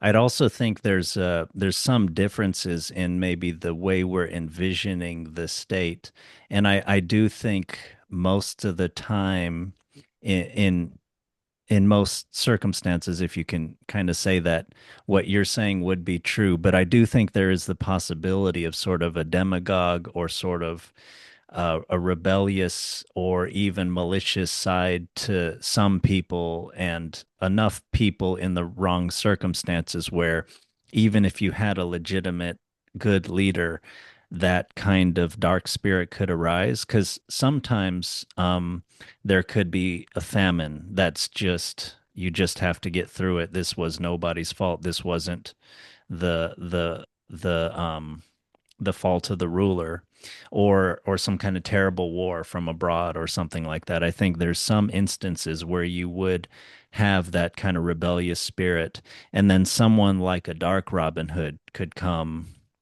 and if we were looking at this story in that type of situation, then what I said could be true of like you might need to crush him or something like that if he was making a fool of you. um, but yeah, that's kind of, I kind of think, this is maybe even related to the conversation we were having before the podcast of sometimes I think of like the niche cases of like the psychopath or of the etc. That sort of, I think that this comes through in our conversations sometimes too, where sometimes I think there's a little more emphasis on my part of like the dark human nature where for no reason, not, it's not even necessarily in their best interest, maybe like Iago and Othello, where they're just looking to like stir things up or to take someone down. I think there's sometimes just a maliciousness in people that can kind of come out. Yeah, I definitely like I don't disagree with that, but I do feel you emphasize it more clearly than I do. Like I'm not at odds with what you're saying, but I don't talk about it that much. I'm not sure. I'm Mm, not sure why that is. Um, I have sort of a belief, or not a belief. I want to hold a perspective mm, of like even those people have something genuine in them, and if I label them as dark, yeah. then I don't see the what might be good, and I can't speak to that good in them and try and either encourage it. Or one thing that will happen, I think, is if you speak to the good in people, and they don't want to admit that to themselves, they will often either attack you or run away from you, but then Mm, you know who they are. Like mm, there's a way that they sort of side with their darker nature, and you're like, okay, you're choosing to do that. mm, Like I don't need to associate with you anymore. mm. Um, which is good in theory, but hard to do in practice because if you piss them off, they might come after you, or they might, so there is all of Yeah. that. And there's being able to see the good in people, but also see the bad is, I think, a hard thing to do. And I Yeah. tend to Yeah. I tend to fall on I just focus on the good, Yeah. possibly to my detriment. I don't know. I don't know. I think that's a very good part of the discussion. I think I also, yeah, like you said, we have slightly different sort of some worldview or something like that. Just there's a not quite complete overlap, but I do think and I try to and I want to focus on the good and the including the sort of how the people that the darker parts are are coming out or sort of obviously present, and how through something like education, something like enlightenment, you can, not like the Buddhist enlightenment, but just more just like proper information, uh uh like good debate, not debate, but good discussion, where you're sort of, you're trying to talk to the whole person, including the good part, even if the good part's sort of only 15% or something like that. But yeah, I do politically, I think politically in the broad sense, not like narrowly the party or policies or something like that that you adhere to, but more like just human beings as a group. Sometimes, yeah, you do have to keep in mind that in any system we have, there's always the fly in the ointment or the speck or something like that. And yes, usually you have to focus on I think this was a Facebook post of William Apple's that you like uh, uh, upvoted, and I saw recently. Or no, that was a quote of his, the quote from the Bible anyway, that Hmm. that he sort of had in his email. Anyway, the yeah, you most of the time you do have to focus on the plank in your own eye, not the sort of chip in their eye or whatever, however it Yeah. goes. But Yeah. but I do kind of politically, I do try to keep in mind that sometimes, yeah, people do choose the dark path, or maybe some people they just, there's like, I don't know, in the quantum possibilities, only like 5 times out of 10 trillion do they that's probably an exaggeration, but only in some instances will they really choose the good. Most of the time, for some reason, the baby Hitler is always going to become the genocidal Hitler or something like that. So Hmm. No, I don't know. I think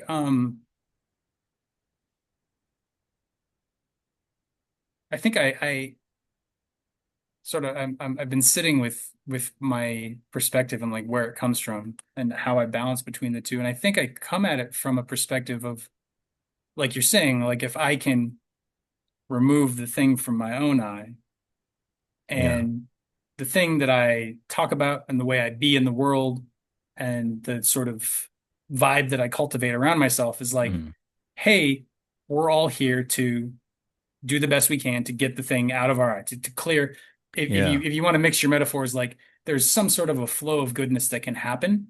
Yeah. We can connect with something good and we can sort of channel it into our lives, through morality, through good thoughts, through positive emotions, through facing our own demons, through being able to sit with our negative emotions. Like there's a bunch of ways to do that, but I believe there is a positive current in the world that I can align myself with. And the thing you're talking about, the beam in the eye, is the thing that blocks me from seeing that.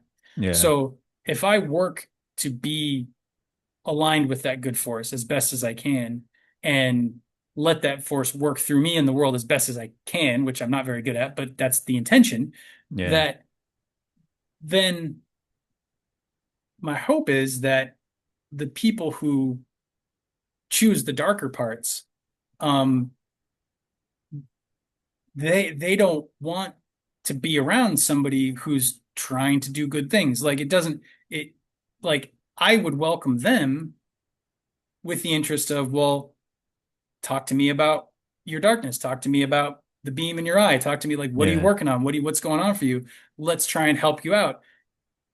Most people who choose the darker path don't want that, and so they leave or they stick around because part of them wants that, and then it's like, okay, cool. How can I help that part of them? But if they're genuinely going to continue to choose a darker path, then I don't know. But then, you have Socrates, you have Jesus. Like these are people Yeah. who did what I'm talking about way better than anything I could ever pull off in my life. They got killed for it. So it's Yeah. not I don't think you ever like get rid of the darkness. And I don't know if they were trying to do that, but that's the lesson I take from them is like I have no interest in should I achieve any level of skill and talent at this thing that I'm talking about, this generating of a good flow. I'm not trying to get rid of the darkness in the world. I don't think I can. I have an opinion that I don't quite understand, but there's something like I can't explain, but I think there's something about darkness and suffering and being able to take that road that is necessary. I don't think we get rid of Mm. that from the human Mm. experience. I don't think we should Mm. try to get rid of that from the human experience, Mm. but I think it's up to everyone to make a choice in how they're going to try and enact their life, what they're going to try and do while they're alive. And so, like, that's always going to be there. I'm not going to get rid of it. I'm not going to fight it. I'm just going to shine as bright as I can, um, get the stuff out of my own eyes as best as I can, see the world as clear as I can, see what is asked of me, and enact it as best as I can in the hopes that it does something like Robin Hood. It nourishes the system. There's Mm. still going to be corrupt people. There's still going to be poor people. There's still going to be suffering. But the whole thing as a whole will be like the structure will raise. So they'll still Mm. be like, Yeah. all the way down the center to the lower, but the whole thing will raise and then people will have an easier time. They might not even recognize it. They might not even know it, but it'll just be smoother. Um, that's kind of my attitude. So my thought when it comes to like, a dark Robin Hood or something is like, well, if I was in the situation where I was the legitimate ruler and there was a famine on the land and the people were struggling and I knew there was already this rebellious spirit in the population and I was trying the best I could, and then this guy came and took advantage of me, like what would I do? Like in that moment, I think I would want to go and meet with him Mm. and see what kind of a man he was if I didn't know already Mm. Mm. Good and point. Yeah. see, does he have a legitimate grievance that I can resolve? Is there some project of his that needs support that isn't, I guess that's still a legitimate grievance, but like, is Mm. there a way I can support him and show him that, hey, you're a part of a functioning society. We're trying to function as a whole. Like, help me function this society better, if Mm. I can use it as a verb. Mm. And then in that moment, seeing what his response is, and if he chooses, oh no, I do want things to be better, then it's like, great, come on board. Let's see what we can do. You have this is what Robin Hood does, right? He wins over Little John. He wins over Mm. the Yeah. Crabstaff guy. Like he gets these people that are sort of in the in-between part. He gets them on his team Yeah. because he cares about them. Yeah. Whereas like if you go and you meet, as a legitimate ruler, you go and you meet this dark Robin Hood and he's just like, fuck you, man. I don't want to deal with Yeah. you. Then Yeah. you're like, okay, well, you have people that choose the thing about the dark path is it devolves, it falls apart. So Mm. with enough time, it will fall apart if you don't do something to reinforce it. And that's the razor line that I think the legitimate leader has to walk in the face of some sort of dark opposition is Mm. like, how do I let it destroy itself Mm. while still maintaining the good that I'm trying to maintain? Yeah. And that it will do on its own if you manage it, but I don't know that you always can. Sometimes things just have to dissolve. Maybe it's time to step down as a leader. Maybe it's time for your society to collapse down and be reborn later as something else. Like who can Yeah. say for sure? But I can say all of that, and then I look at human history, and I look at like the plight of most of the world as it's been colonized, as it's been subjugated, as it's been stripped of its resources. And it's a very scary thing to say the dark parts of human nature that are causing so much struggle and strife in the world, we just have to kind of wait them out. Like, I I don't think that's the answer. And that's something I struggle with right now is like, what is the right action to take? How do you stand against evil without strengthening evil by standing against it? Is that possible, or becoming it? Like we've talked previously about the communists and Stalin and sort of replacing the corrupt the Czar. rulership, the czar. Yes, thank you, the nobility, with the common man, but then the common man is just as corrupt, and the whole system just gets worse. Like you Yeah. don't want that to happen, but you also don't want to just let the corruption carry on. The czar, the whatever problems they were having, like you don't want to let that carry on. So how to generate a renewal of society is something I think we are all faced with right now as a planet, let alone as a country, let Mm. alone like, as a Western civilization versus whatever isn't Western civilization. Mm. But there's a call for a rebirth of something, or I think we're in a lot of trouble. Yeah. So, but I don't have an answer to that. And so the path that I'm on is one of trying to clear my vision more and more until I can see maybe something I can do to contribute to a rebirth. Or I don't even know. I don't even know. I assume it will, if anything comes, it will be sort of a from a higher place down into the world. It won't be necessarily something that we just think of ourselves and enact. I think that was Yeah. the failing of communism, was they thought they could do it without some sort of a higher power, and therefore there's no higher power, there's a power vacuum. What rises into the power vacuum? Corruption. Because Yeah. there's no spirit of the law, like we were talking about Yeah. at the beginning of this podcast. So Yeah, thank you. Yeah, that was very good, kind of encompassing kind of history and leadership and things. I would say what you said about communism, the idea that we can, yeah, we have the answer to this is what history is, and this is the system to correct it. You could say that also in general, kind of about enlightenment, where it's kind of like technical knowledge of how the world works. And then with technologies and various things, I mean, there have been a lot of triumphs, of course, with, food production and everything. But yeah, this idea that you're not appealing to anything higher except for like the laws of physics and things. Yet it seems like you're gonna kind of just go wrong morally. You do have to have something higher than sort of just trying to address needs or and trying to palliate the sort of greediness of people and things, not really trying to rein it into enough, or at least give him a better vision. Um, yeah. yeah, I like your answer though. Your answer is to me essentially practical. Like I am one individual. Theoretically, if I could divinely encompass all of enough of reality to as if from on high give you the answer in words, I mean, it wouldn't make a difference. It wouldn't really make a difference. And in fact, that is what Marxism, or that is what any utopian ideal is trying to do. I know reality. I know what needs to be done. Doesn't matter if we need to kill 10 or 100 million people or whatever, uh, because we're going to have heaven on earth after that. Yeah, and I think just I am one person. And if I can clear my vision enough and sort of spread, be an example of and kind of spread kind of kindness, love, knowledge, and things, that's kind of all that I can do in the like 70 to 80 years that I'm going to be active on this world. Like, let's not get delusions of grandeur here where I think I can have perfect knowledge and then reorder everything according to that.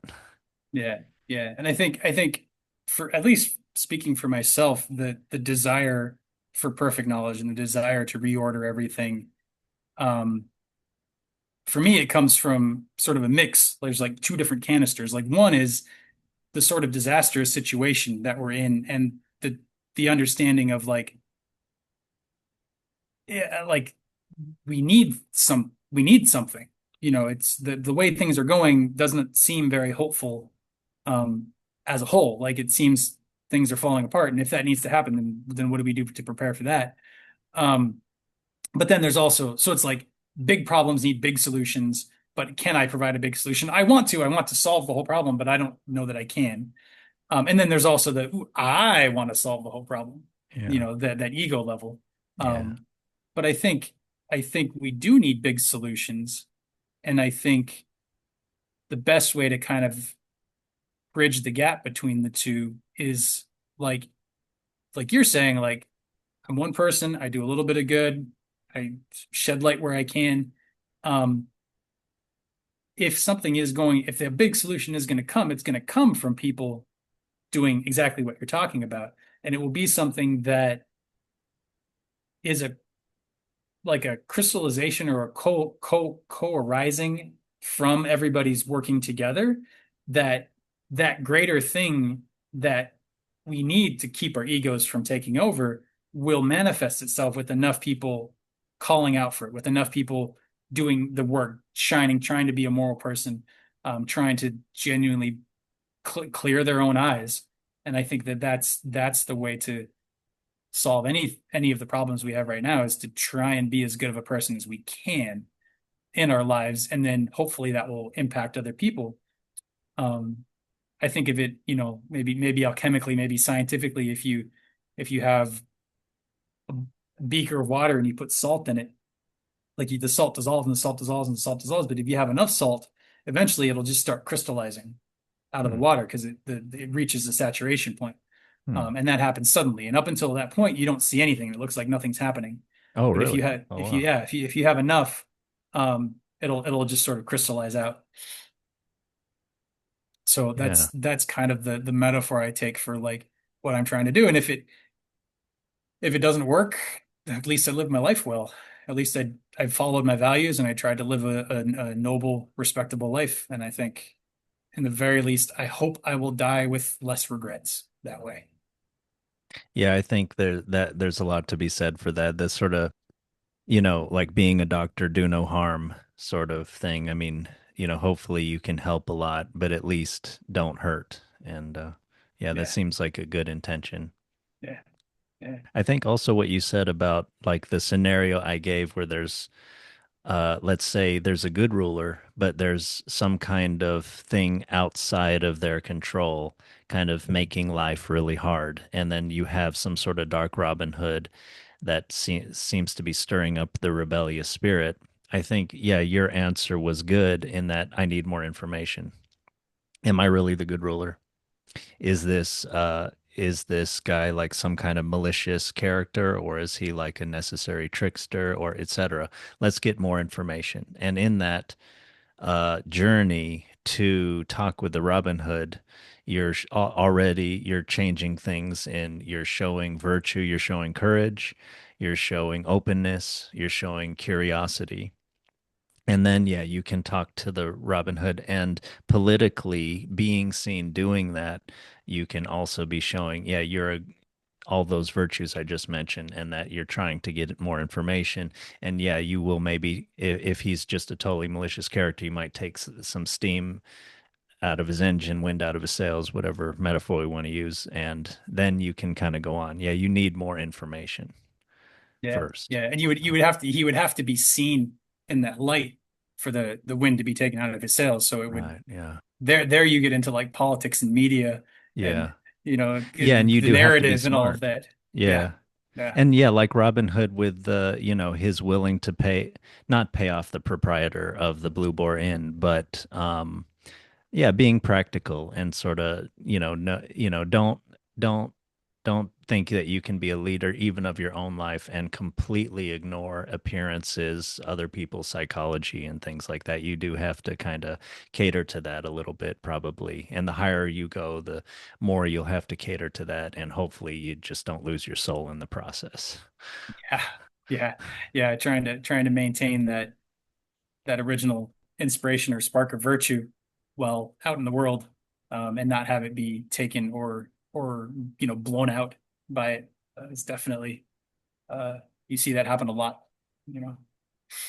And I think with the picture you painted also of the sort of, you do have to be open to maybe your society is going to collapse, you know, the it's debatable whether the highest thing is to keep the political order going. I mean, all societies do kind of fall eventually, and maybe, yeah, your society is failing because it's senile and it's time for it to die, something like that. Maybe you do have to lose your life in that in sort of gracefully transitioning to its death or something rather than, paroxysms of sort of, like not accepting it. Yeah, yeah. Oof. So for the third story, do you Yeah. still have energy to discuss that? Oh, I do. Yeah, yeah, yeah, yeah. It's been a wide-ranging conversation. I'm just Yeah. chuckling about it. Um, Third story. I didn't actually have much to say about that because it Mm, was um I mean it seemed to be what it was. You know, it's the sheriff sort of like we already said, but the sheriff finally, doing his authority in an authoritative way, mm, doing the thing he's sort of hired to do. He's supposed to keep the men at arms, and he's supposed to keep the peace, and mm, ostensibly that's what he should be doing. mm, And he hasn't been. So he finally kind of steps up to that, but he fails. mm. And we almost lose Will Stutley, but we don't, and he's rescued, and um, it's enough to send this sheriff off. He's done. It finishes him. No, he doesn't have anything after that. Yeah. Yeah, it was a good sort of conclusion to sort of how the sheriff is trying various ways to sort of get rid of the thorn in his side, showing his different tactics, none of them working. Yeah, yeah, You had mentioned just a little scene of that as I had also thought was poignant when I guess he's coming out of the Will Stutely is being escorted out of the town towards the place where he will be hanged, and it's like a crossroads. And he looks out at the verdant fields, and it's sort of this beautiful kind of scene. And this is like practically the last moment of his life, his consciousness. And I thought that was, a poignant kind of scene. yeah. I thought it really it both did a lovely job portraying, the English countryside. Like I was like, oh, I could picture it. It's so lovely and refreshing. And then also like on an emotional side, like you were saying, it's very clearly the last moment of this guy's life, and he's just the beauty and the appreciation of life in general, the way everything gets sharper and sweeter when we think we're gonna die. Yeah, yeah. Yeah. Yeah, yeah, I didn't know what to really talk about. I mean, one thing is though that it seems like things are getting a little more serious in terms of there's going to be a death, and it doesn't happen, but yeah, maybe a little away from the sort of slightly maybe comic book kind of feeling of like these Robin Hood stories, the very light touch that they had. It gets more serious here. Yeah, for sure. It does. The stakes get higher. Yeah. Yeah, I thought yeah, and it's interesting that Little John is kind of the one that shows up the most in the battle with the guards of the sheriffs. Um, but I don't know what to make of that. Just it's maybe just another portrait of just how brave and competent in fighting Little John is, to sort of, yeah, be at the Yeah. forefront. It is kind of interesting. Robin Hood hardly, I mean, he's described as being there, but we don't really hear anything about him during the battle at all, which Hmm, he's the hero of a heroic story. Like, yeah. how do we not see him? And it is Little John. And that is interesting. I wonder,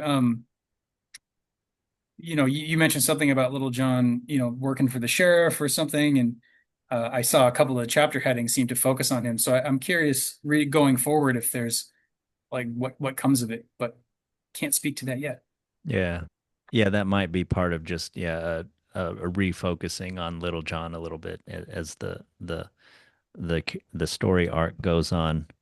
I thought of also though Robin Hood not being at the head of the battle. It's sort of like to me, maybe I just see everything through this light, but he is maybe like a little bit of a leader. Like I would think in even in martial settings, the leader would want to be a little bit careful risking themselves because they're so sort of important to the welfare of the group and the society for Robin Hood. Yeah, no, that's a good point. That's a good point. It may have been just something that was expected, um, by even just the writer, or by within the story itself, by the characters, of like, yeah, of course he's not going to be on the front lines. He's the leader. Yeah. Yeah. Well, yeah, very good, wide-ranging discussion. Did you want to bring anything else up about this story, Robin Hood, and legitimacy of leadership? I don't think so. I think oh, I guess one thing, it was interesting to see the king kind of pop up, as just the king. I always expect the Robin Hood stories to be, I mean, we've been talking about them as if the legitimate ruler is missing and whatever.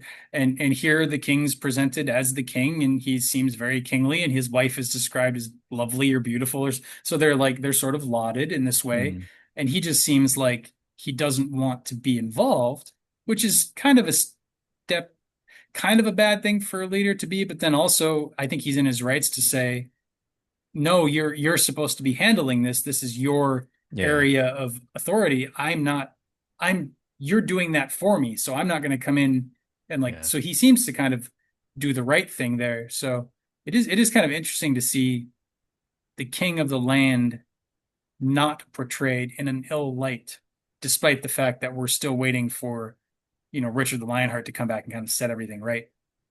Um, be interesting to see how that plays out as we go through, because I've not read the Howard Pyle version before. This is my first time sort of wading into his version of it. mm. I've I've got Walt Disney and Kevin Costner and Mel Brooks running through my mind most of the time. What's the Mel Brooks? Is that the Prince? Wait, what It's is it? the Men in Tights, I Robin Hood saw Men in that. That was Tights. really good. Yeah, yeah, yeah, yeah, Robin yeah, Hood Men in Tights. If you yeah. haven't seen it, you've got to see that. I mean, Definitely, definitely. Yep. Yeah, what? Men in Tights. Prince of Thieves is the one with Kevin Costner. That was just classic hero story. I think he's coming back from the Crusades himself in that one, and Yeah. he's lost his home. Um, Isn't so that one he, kind of disliked? I mean, is was that a good version? I don't remember. I was Okay. I was young enough that it was like, oh, it's fun. It's a Robin Hood movie. Yeah. I had the video game on the Nintendo system as a kid. I remember that.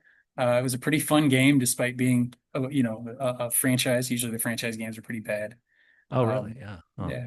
But anyway, um, yeah, I just wanted to point that out about the king, that I was sort of surprised to see.